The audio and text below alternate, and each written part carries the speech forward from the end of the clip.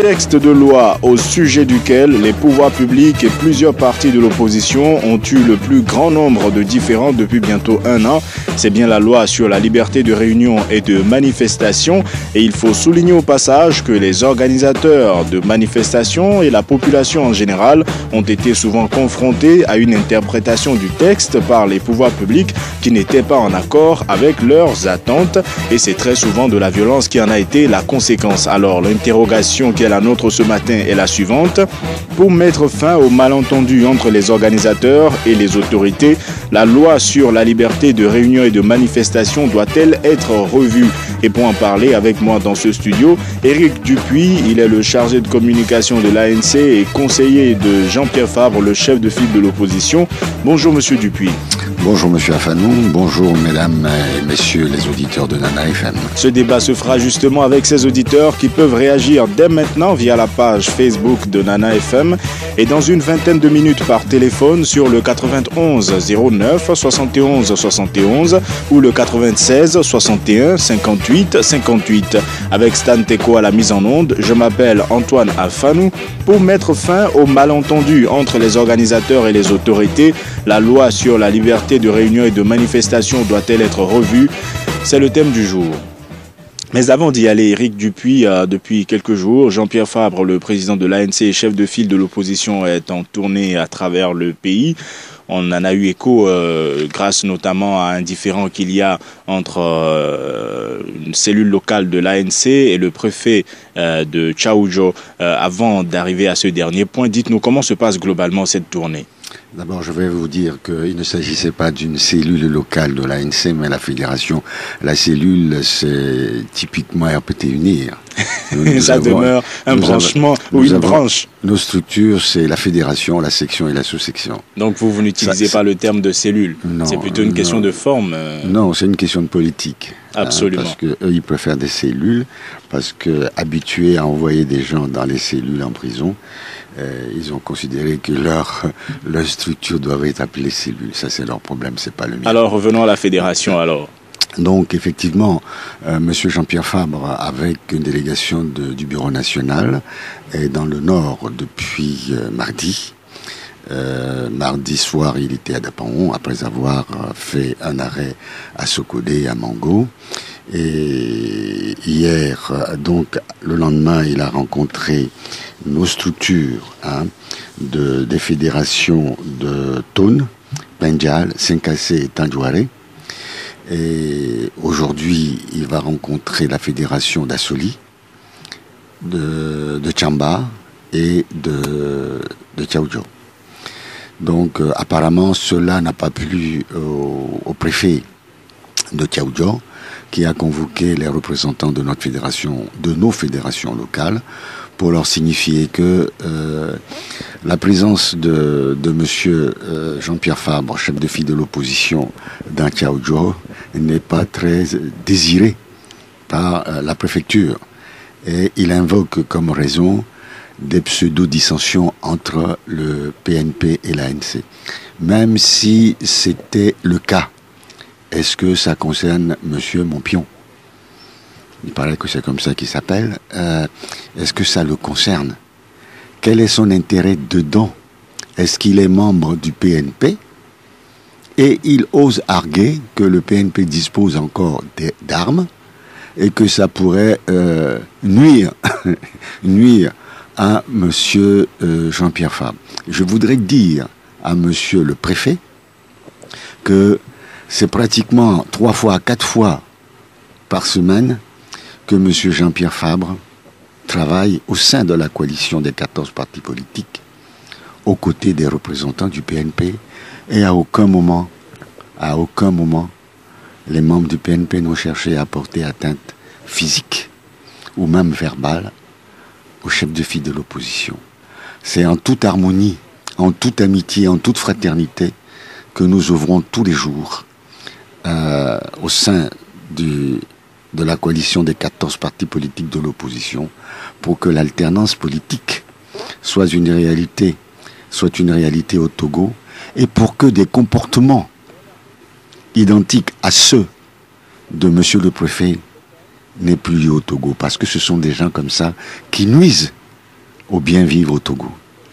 Ils sont là depuis des années, depuis une cinquantaine d'années. Ils ont montré la limite de leur incompétence. Mais ils veulent à tout prix se maintenir parce que ce n'est pas la bonne gouvernance qui les intéresse, mais plutôt la gouvernance de leur poche, de leurs intérêts personnels, de leur famille et de leur clan. Il faut que cela cesse. Alors, en référence à cet entretien, le responsable de votre fédération dans la préfecture de Tchaoudjo a adressé un courrier au préfet justement, lui demandant ou lui faisant savoir qu'il ne pouvait pas contester des échanges faits au cours d'une réunion. Il fait certainement référence à la loi sur la liberté de réunion et de manifestation, puisque c'est cette loi qui offre la possibilité de contester une décision si on estime qu'elle n'est pas en accord avec justement le texte. Alors aujourd'hui, avant de vous prononcer sur ce cas précis, il y a eu plusieurs séries de malentendus. Non, là je ne suis pas tellement d'accord avec vous, parce qu'il ne s'agit pas de manifestations publiques. On n'a pas dit qu'on allait faire des meetings publics. Mais dans le courrier... Ni de manifestations. Il informe le préfet qu'il ne peut pas contester ou... Bien sûr, parce qu'on n'avait même pas besoin d'informer le préfet de la présence de Jean-Pierre Fabre dans Tchaoudjo. Monsieur Jean-Pierre Fabre est un citoyen comme tout autre. Même vous-même, monsieur Afanou, si vous devez aller dans Tchaoudjo demain, vous n'allez pas demander l'autorisation pour faire une réunion, vous n'allez pas demander l'autorisation au préfet. Alors pourquoi faudrait-il que cette décision nous avons jugé utile de prévenir le ministère de l'administration de la tournée de M. Jean-Pierre Fabre, puisque c'est le chef de file de l'opposition, et en tant que personnalité politique du pays, de haut rang, puisqu'il a rang de président d'institution, nous sommes tenus de prévenir, mais pas demander une autorisation. Et M. le préfet a l'obligation d'assurer la sécurité du chef de file de l'opposition dans son déplacement sur son territoire. Il n'a pas à juger. Il n'a pas à dire j'ai les moyens ou je n'ai pas les moyens. Il n'a pas à savoir s'il y a un problème entre telle ou telle personne. Il a à faire son travail. Pourquoi il est là? Il n'est pas un homme politique. Il est là en tant qu'administrateur d'une région. Point final. Peut-être se dit-il que c'est l'unique moyen pour lui d'assurer sa sécurité en lui demandant de ne pas venir. Mais de quel droit? Vous savez que dans notre constitution, il y a un article très important, la libre circulation des personnes sur toute l'étendue du territoire national. Et de quelle autorité, de quel droit un préfet puisse interdire à un citoyen, puisse violer la Constitution et interdire à un citoyen? Et il a l'obligation d'assurer la sécurité de tous les Togolais. Alors, quel recours juridique avez-vous pour aller à l'encontre de cette décision du préfet? Vous savez, quand on me parle de recours juridique au Togo, je rigole. Je rigole parce que de quelle justice nous parlons? De quelle justice nous parlons? Nous disons d'ailleurs que la crise togolaise vient du fait que tous les pouvoirs sont concentrés entre les mains d'une seule personne, le chef de l'État, y compris la justice. Une justice inféodée au régime, vous allez vous plaindre contre un préfet? Et pour avoir quelle raison? Non. Nous disons que la Constitution est là, il faut l'appliquer. Il ne faut pas l'appliquer quand ça arrange et ne pas l'appliquer quand ça n'arrange pas. Non, il faut l'appliquer à tout le monde. La loi dit que tous les citoyens ont le droit de circuler librement sur toute l'étendue du territoire national. Et le gouvernement a l'obligation d'assurer la sécurité de tout un chacun. Point final. Alors, au cours des dernières semaines et même à l'occasion des meetings organisés le week-end dernier, les pouvoirs publics ont eu une certaine interprétation de la loi sur la liberté de réunion et de manifestation, une interprétation qui ne vous a pas convaincu. Cette loi en elle-même, à votre avis, est-elle une bonne loi pour régir la liberté de réunion et de manifestation? Cher ami, vous posez mal le problème parce que il n'évoque pas la loi. Hein, ce qu'ils invoquent. Ça, c'est en ce qui concerne le meeting.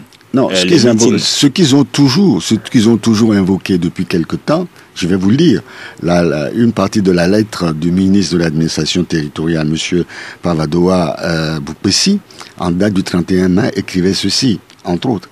Le gouvernement déplore encore une fois la persistance de cette volonté de la coalition de violer les mesures prises par la facilitation le facilitateur du dialogue intertogolais relatif à la suspension des manifestations durant le dialogue.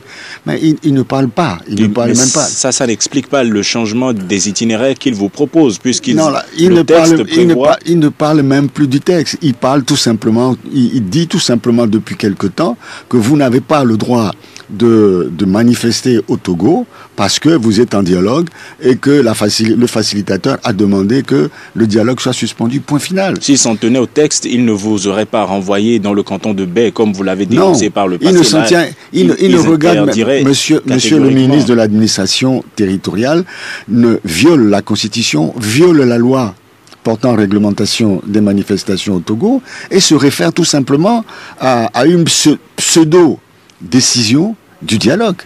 Ce qui est grave. Et on a l'impression que pour M.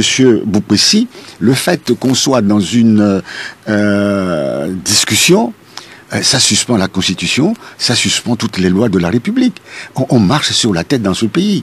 C'est totalement aberrant. D'autant plus que cette pseudo-suspension ou cette demande de la facilitation de suspendre les manifestations n'émane que de sa tête.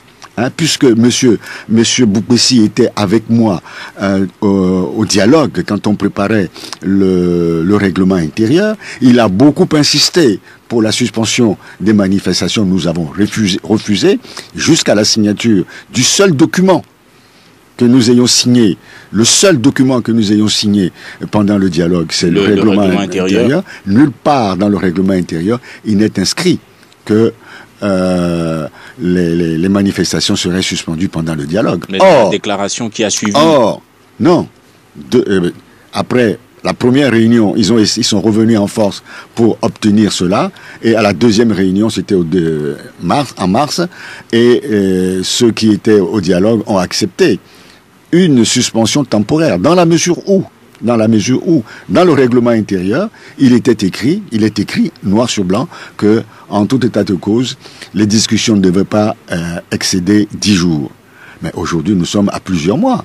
Alors, si on accepte le principe d'une suspension temporaire ne dépassant pas 10 jours, pourquoi? Donc ça veut dire que le gouvernement joue du dilatoire pour pouvoir continuer à maintenir l'interdiction de manifestation sur toute l'étendue du territoire national. Et c'était dans leur esprit dès le départ, et c'est pour ça qu'ils ont insisté dès l'ouverture du dialogue pour obtenir la suspension temporaire, sachant très bien qu'ils allaient tout faire pour ne pas respecter les 10 jours et prolonger pendant plusieurs mois. Ça leur permet de nous interdire les manifestations pendant plusieurs mois. C'est inacceptable. Aujourd'hui, nous demandons à la facilitation, tout simplement, vous voulez que les discussions continuent, oui ou non? Si elles doivent continuer ou pas, vous nous avez accueillis quelque part, c'est-à-dire dans la rue, et vous vous êtes engagés à œuvrer pour la résolution de la crise qui mine notre pays. Maintenant que cela prend du temps et qu'on ne sait même pas où on va, remettez-nous là où on était. Cette question, vous leur avez posée à remettez-nous, on n'a pas encore eu le temps. On leur a écrit, mais on n'a pas encore eu le temps, parce que depuis, on ne s'est pas encore rencontré. On veut leur dire tout simplement, remettez-nous là où on était quand vous êtes intervenus pour faciliter le dialogue. On était où? On était dans la rue. Le peuple togolais était dans la rue. Laissez le peuple togolais régler ce problème dans la rue si vous estimez que aujourd'hui il y a un blocage et qu'on ne peut plus avancer. Alors, cette entente a été imposée aux organisations de la société civile qui souhaitaient manifester également. Est-ce que cela n'implique pas le besoin de revoir le texte, éventuellement, soit la Constitution ou la loi sur la liberté de réunion de manifestation, afin de prévoir qu'aucune entente politique ou autre, quelque entente qu'elle soit, ne peut pas prévaloir sur cette loi? Je suis désolé, le problème n'est pas bien posé. Ce n'est pas la loi portant organisation des manifestations publiques qui pose problème. Mais l'interprétation de ce texte a posé problème à plusieurs reprises, avant que les autorités ne commencent par se saisir de cette entente. Quelle que soit la loi que vous allez créer, ce régime ne la respectera pas. Est-ce que ce régime respecte la Constitution? Même cette Constitution qu'eux-mêmes ils ont trifouillée pendant des années, ils ne la respectent pas. Les lois de la République ne sont pas respectées. Vous prenez la Constitution, vous prenez les lois, ils ne les respectent pas. Vos citoyens, vous êtes obligés de respecter. Mais à partir du moment où vous êtes membre du RPT Unir, que vous êtes ministre, que vous êtes député, vous ne la respectez pas. Mais ce serait intéressant que la loi soit claire, que la loi soit claire pour tout le monde, notamment pour le Front citoyen qui a voulu organiser une conférence de presse la dernière fois. On leur a interdit cette manifestation sur la définition de ce que c'est qu'un espace public ou pas. Non, ce n'est pas ça. Ce n'est pas ça. On leur a interdit parce que c'est comme par exemple Togo Debout, quand il a voulu manifester, on lui a dit non, on est en dialogue, vous ne pouvez pas manifester. C'est le dialogue. La dernière fois, au César, on leur a interdit de manifester, tout simple, de faire une conférence de presse. Mais ce n'est pas une manifestation. Justement, est-ce que vous comprenez les raisons pour lesquelles cette conférence a été interdite? Est-ce que vous comprenez? Monsieur Afanou, les raisons qu'ils ont données sont des raisons fallacieuses. Vous êtes journaliste. Est-ce que vous avez besoin d'être une association dûment déclarée pour faire une conférence de presse? N'importe quel médecin, n'importe quel professeur, n'importe quel homme d'affaires peut demain convoquer la presse pour s'exprimer sur son domaine d'activité. Tout un citoyen peut convoquer à condition que ça ne se fasse pas dans la rue. Il loue une salle dans un hôtel, il fait une conférence de presse. Il n'a pas besoin de demander une autorisation. Donc pour vous, ce n'est clairement pas une question de texte. Ce n'est pas une question de texte, c'est une question de volonté d'appliquer les textes, quels que soient les textes. Regardez, la loi portant statut de l'opposition, que nous n'avons pas voté puisque nous n'étions pas à l'Assemblée nationale. Mais votée par eux, mise en place par eux, n'est pas respecté. Dans la loi portant statut de l'opposition, il est dit que chaque président de chaque parti de l'opposition parlementaire a le droit de saisir le gouvernement sur des sujets importants du pays. Le chef de file de l'opposition a écrit plusieurs fois au président pour le rencontrer. Il n'a même pas daigné répondre. Il a écrit au Premier ministre à plusieurs reprises sur les scandales financiers que nous connaissons dans notre pays. Le Premier ministre n'a même pas répondu. Voilà. Commençons par respecter les lois, celles qui existent, qu'elles soient bonnes ou mauvaises, commençons par les respecter d'abord, avant de songer à réécrire certaines lois. La Constitution togolaise, qui est votée depuis 1992, n'a jamais été appliquée. Chaque fois qu'ils ont eu l'occasion de la tripatouiller parce que ça les arrange, en 2002, en 2005, ils l'ont fait allègrement. Mais est-ce que M. Fogna Sibé s'est présenté une seule fois depuis 13 ans qu'il régente ce pays devant l'Assemblée pour faire l'état de la nation? Non. Est-ce qu'il a déclaré ses biens en entrant dans sa fonction? Non. Mais voilà. Respectons déjà ce qui est là avant de songer à faire autre chose. C'est pour ça que nous disons, retournons à la Constitution de 92 telle que c'était prévu, pour pouvoir avoir réellement la séparation des pouvoirs, pour qu'on ait une démocratie, pour que ce pays soit à peu près normal. Donc pour le moment, en ce qui concerne la coalition, la loi sur la liberté de réunion de manifestation, pour le moment est bien comme elle est? Non, je ne dis pas ça. Je ne dis pas ça. Vous pouvez vous prononcer là-dessus? Non, bon, elle n'est pas parfaite. Elle n'est pas parfaite. Mais je dis qu'elle est là. Elle est là. Elle joue un rôle. Il faut que le régime la respecte dans son esprit et dans la lettre telle qu'elle est. Il faut qu'elle la respecte. Maintenant, si elle la respecte et qu'on juge utile de la réformer, de la réécrire, pourquoi pas? Mais avant cela, nous sommes aujourd'hui en crise, nous sommes en dialogue pour revoir la Constitution, les institutions, ainsi de suite. Dans ce cas-là, s'il y a besoin, dans ce cadre, de revoir la loi portant organisation des manifestations publiques, vous ne vous opposerez pas. On ne s'opposera pas. Nous allons maintenant voir ce que les Togolais en pensent. Le 91 09 71 71 ou le 96 61 58 58. À votre avis, pour mettre fin au malentendu entre les organisateurs et les autorités, la loi sur la liberté de réunion et de manifestation doit-elle être revue? Nous avons un premier auditeur en ligne. Allô? Auditeur en ligne, allô? Bonjour, monsieur Afana. Bonjour, monsieur Bankole, comment allez-vous? Je vais bien. Bonjour à notre invité. Bonjour, monsieur Bankole. Allez-y, nous vous écoutons. Et je voudrais saluer la résilience parlez un peu plus fort, s'il vous plaît. La coalition, aller jusqu'au bout de ce combat.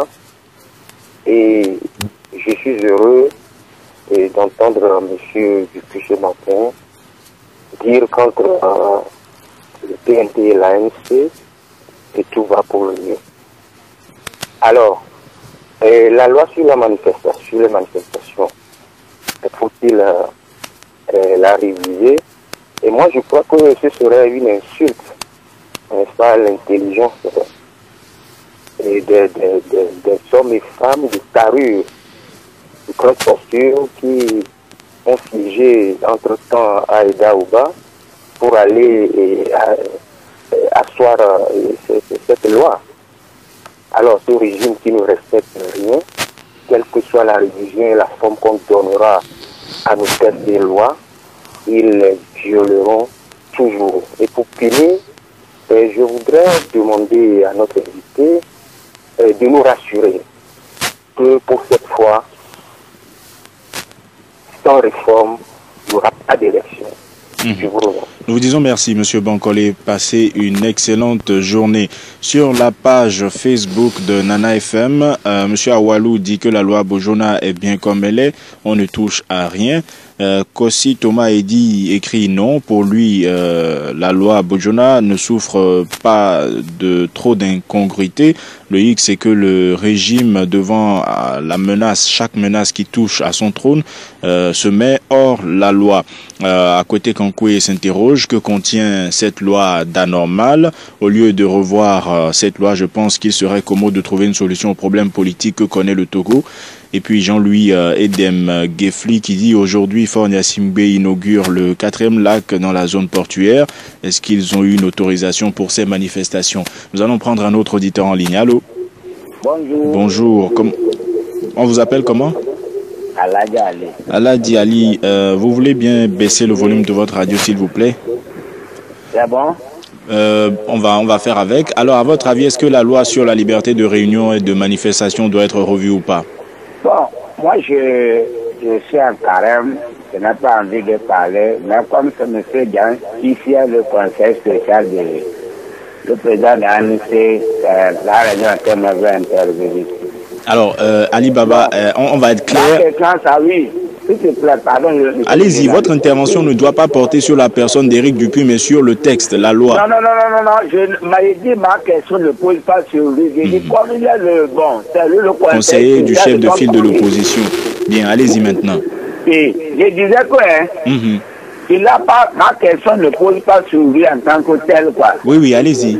Bon. Tout à l'heure, quand l'émission qu'il a débuté, il a tiré le statut du chef de file de l'opposition. Le chef de file de l'opposition, en cas d'un problème du pays, il peut saisir le chef de l'État, le gouvernement, pour en discuter le problème du pays. Qu'il a servi à voir le chef de l'État, il n'a pas répondu, le premier souci n'a pas répondu. Mais, quand le problème du pays s'est déclenché, le Premier ministre aussi a convoqué le chef de file de l'opposition, il n'a pas répondu. Donc, lui aussi devait savoir que quel que soit. Donc, c'est à lui s'il a répondu aujourd'hui, il peut dire ce mot.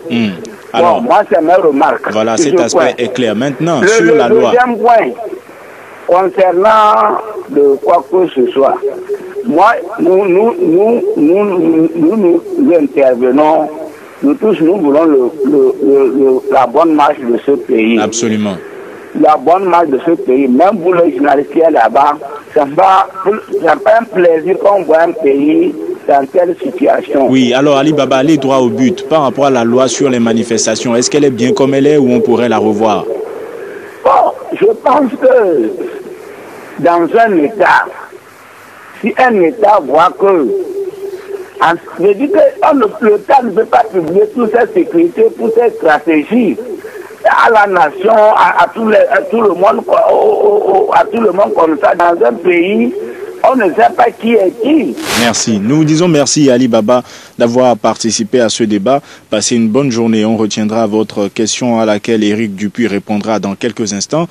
Sur la page Facebook de Nana FM, Agbeve Atioto dit que nous sommes dans une dictature. Même si ces lois sont revues, je vous assure que rien ne changera dans l'encadrement des manifestations. Cette loi ne souffre d'aucune ambiguïté. Un autre auditeur en ligne. Allô? Allô? Oui, bonjour. Allô, bonjour. Madame ici? C'est ici. Comment allez-vous? Ça va. Pour une fois, j'ai appelé sur le Move qui va moins me ruiner. Voilà. Madame ici. Et moins me ruiner. Voilà. Et je voudrais demander, bon, la loi contre ou pour les marches sont bonnes ou pas? Est-ce qu'une dictature militaire si violente et brutale que la nôtre peut faire une loi qui arrangerait la République ou le peuple? Non. Bon, ce que je voudrais demander aussi à Monsieur Dupuis, un régime nous a gouverné ce pays des décennies, en le piétinant, en le martyrisant. Ce régime n'a pas été gentil du tout avec ce peuple durant 41 ans. Moi, je le dis comme ça parce que c'est depuis 63. Et maintenant, ce régime meurt. Enfin, par la grâce de Dieu. Alors, comment fait-il que ce régime peut encore nous gouverner depuis 2005 dans le sang de près de 1500 Togolais et près de 200 000 réfugiés? Madame Essie, la question n'est pas de savoir comment le régime, si je vous cite, peut encore nous gouverner jusqu'à maintenant, mais par rapport à la loi. Vous pensez que la plupart estiment qu'elle est bonne. Aussi cupide, gourmande. Donc vous pensez qu'elle ne peut pas faire de loi à l'avantage du peuple? Ne pourra pas nous faire une loi. Et comment se fait-il qu'eux, ils peuvent aller signer un APG avec ce régime qui a encore massacré pour qu'on en soit là jusqu'à présent? Nous vous disons merci. Merci Madame Essie. Merci Madame Essie. Je pense que vous avez dit l'essentiel, ce que vous aviez sur le cœur. Nous allons maintenant laisser la possibilité à Éric Dupuis de réagir à ces interventions. Monsieur Bankole a dit que la loi était bien comme elle est et il voudrait que vous le rassuriez. Sans réforme, vous n'irez pas aux élections. Il voudrait que vous prononciez là-dessus. Bah, vous savez, c'est toujours les mêmes questions qui reviennent. Moi, je dis, le peuple togolais, c'est à lui seul qu'appartient cette décision-là. Et aujourd'hui, je vois mal le parti politique de la coalition qui s'engagerait à aller à une quelconque élection si on n'obtient pas ce que nous demandons depuis des années et depuis bientôt quelques mois, à savoir le retour à la Constitution de 92 avec ses conséquences, la mise en place d'une transition qui permettrait d'organiser les réformes institutionnelles, constitutionnelles et électorales permettant d'aller à des élections pour une fois au Togo depuis l'assassinat de Sylvanus Olympio, à des élections transparentes, équitables, et pour qu'enfin, pour une fois, le peuple togolais puisse choisir librement ses dirigeants. Donc vous dites que vous voyez mal un parti de la coalition aller à des élections sans ces éléments que vous venez de citer. Tout à fait.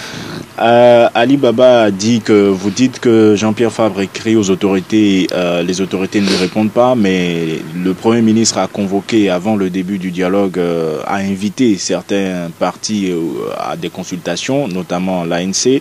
Vous ne vous y êtes pas rendu?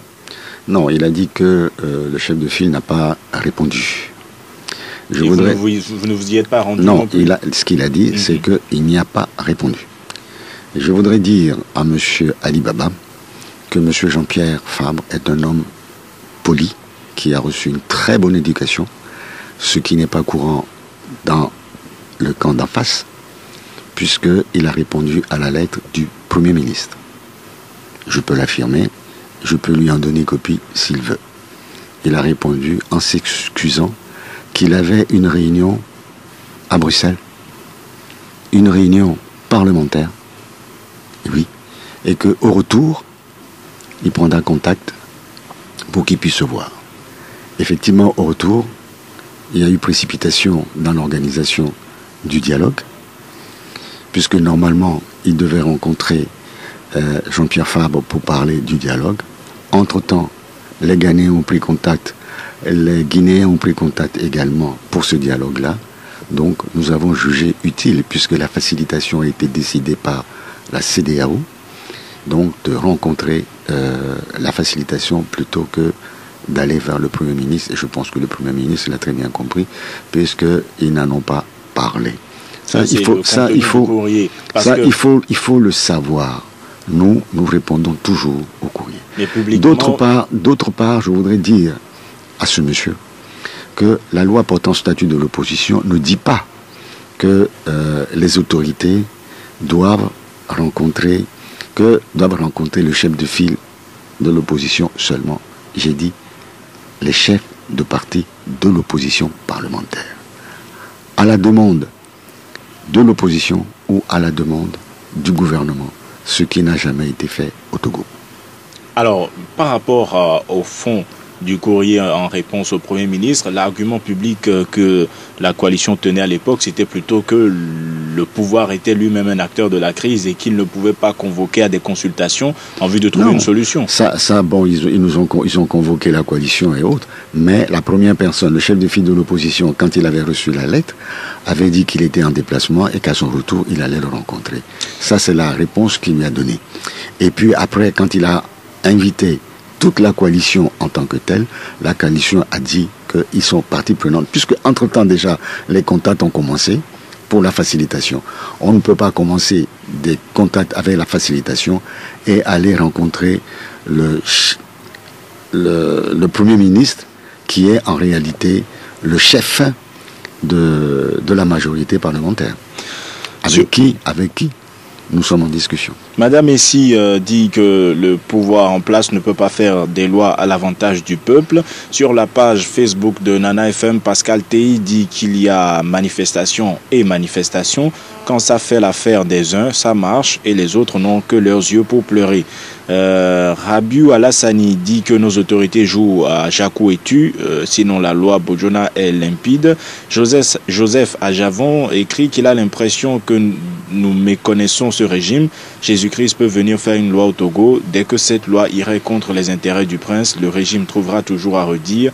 La mauvaise foi a pour nom le régime RPT uni. Un autre auditeur pire que cela, parce que ce régime peut vous interdire ça aujourd'hui et appliquer la même loi pour lui si ça l'arrange.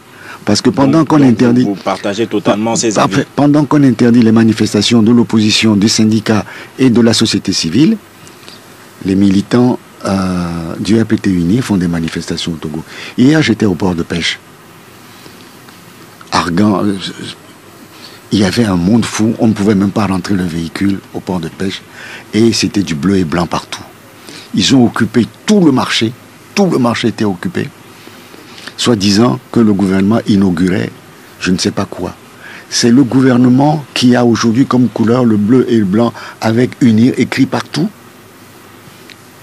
Oui, une manifestation qui a pris toute la matinée, et le port de pêche, un marché était totalement fermé. Or, on vous interdira d'aller faire une manifestation dans un marché. Voilà le régime tel qu'il est. Je l'ai vu, on ne m'a pas raconté, je l'ai vu. Et j'ai pris des photos d'ailleurs. Un autre auditeur en ligne, allô? Auditeur en ligne, allô, bonjour. Oui, bonjour Antoine. Monsieur Lawson depuis Casablanca. Monsieur Lawson depuis Casablanca. Bonjour à votre invité. Bonjour Monsieur Lawson. Vous savez Antoine, le problème togolais, ce n'est pas un problème de test. Nous devons le savoir très bien. C'est parce que ceux qui sont au pouvoir, ils ne se sentent pas redevables envers le peuple souverain. Comme ils ont rusé pour arriver au pouvoir, de la même manière, ils se comportent. Vous voyez très bien que le chef de l'État lui-même, il devait faire l'état de la nation chaque année. Est-ce qu'il a fait? Nous avons vu lors du décès du général Yadema, paix à son âme, ce qui s'était passé au Togo. Donc cette loi sur la liberté de réunion de manifestation est bien comme elle est à votre avis? Oui, mais c'est ce que je vous dis.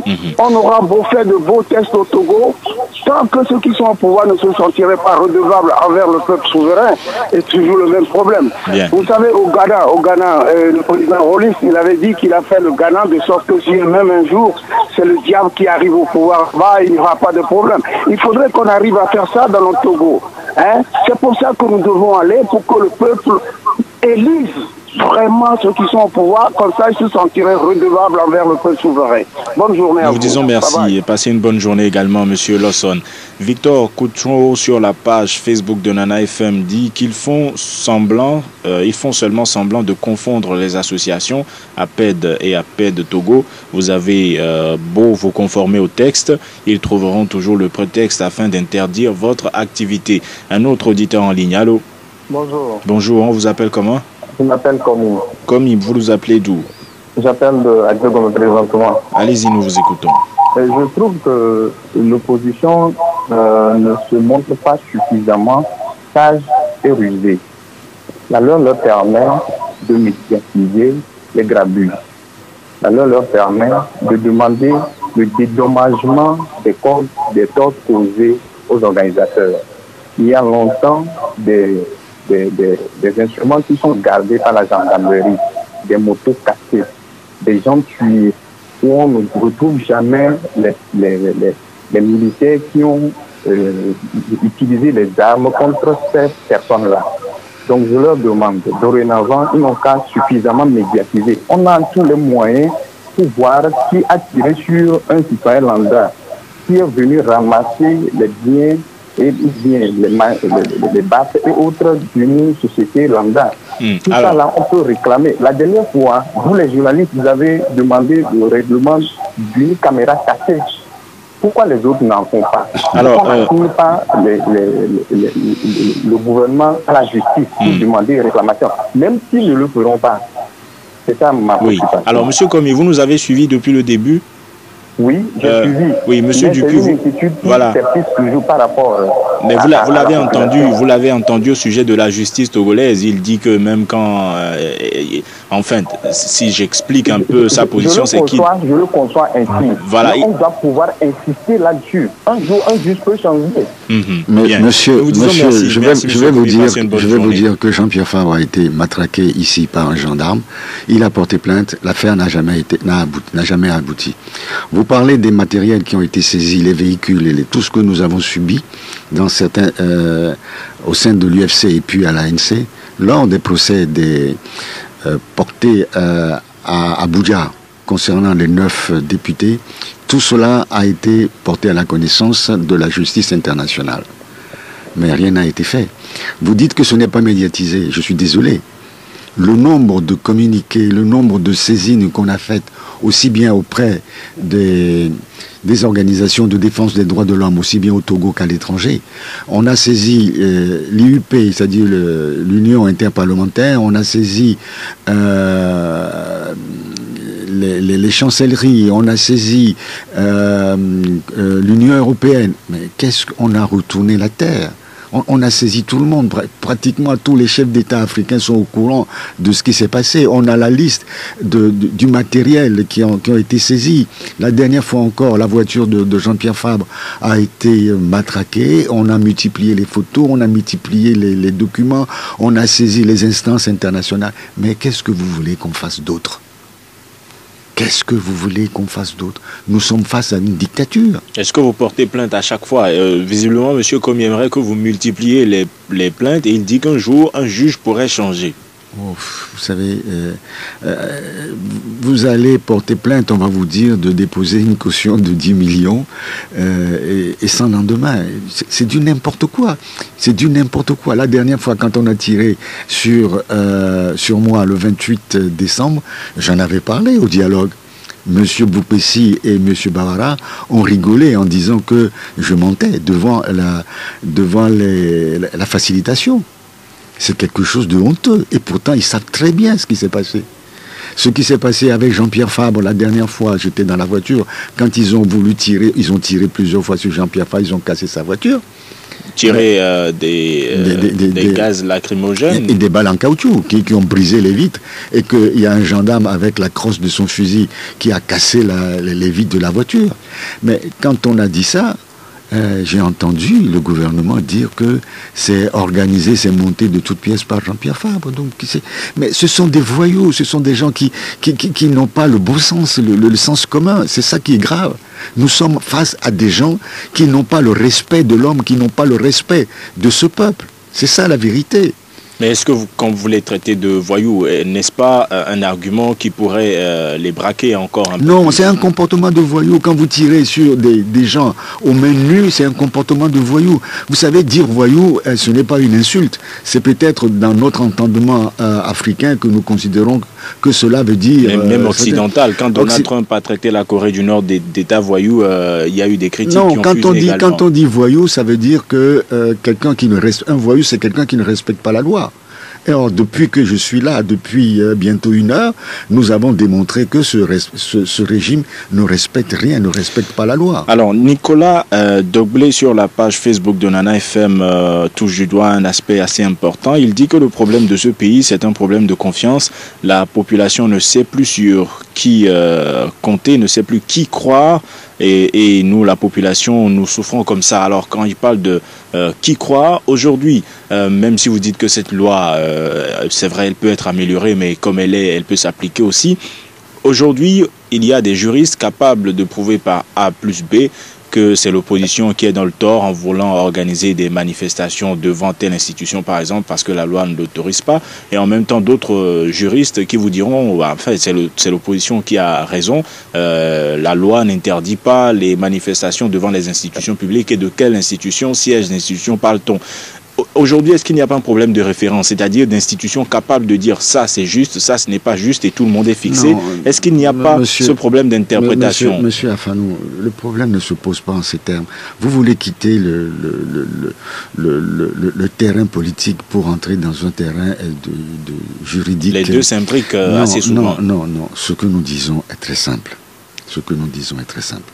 Quand il y a des lois, il faut qu'elles soient respectées pour tout le monde. Il n'y a pas de poids, de mesure. On ne va pas vous juger, vous, sur tel article, parce que vous êtes, monsieur Afanou, journaliste de Nana FM, et juger monsieur Dupuis sur le même texte, parce qu'il est homme politique.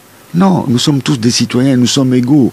Respectons la loi, c'est tout ce que nous demandons. Ce que nous avons voté comme loi, de manière totalement souveraine, respectons-la. Il y a quelqu'un qui disait tout à l'heure que ceux qui régent ce pays depuis des années ne respectent rien parce que ils se disent qu'ils n'ont pas de compte à rendre au peuple, puisqu'ils ne sont pas élus par le peuple. C'est ça la réalité. On peut faire tout contournement. Vous savez, avant de parler de justice, avant de parler d'organismes ou de structures qui pourraient intervenir, nous devons parler de l'édification de l'état de droit. Le vrai problème du Togo, c'est qu'il n'y a pas d'état de droit. C'est-à-dire le respect de la loi du haut jusqu'en bas n'existe pas. Monsieur Fogna Sibé, je le répéterai à chaque fois que je passerai sur une radio, Monsieur Fogna Sibé a dit dans ce pays qu'une minorité accapare toutes les richesses de ce pays. Tout le monde a dit, ah bon, c'est vrai?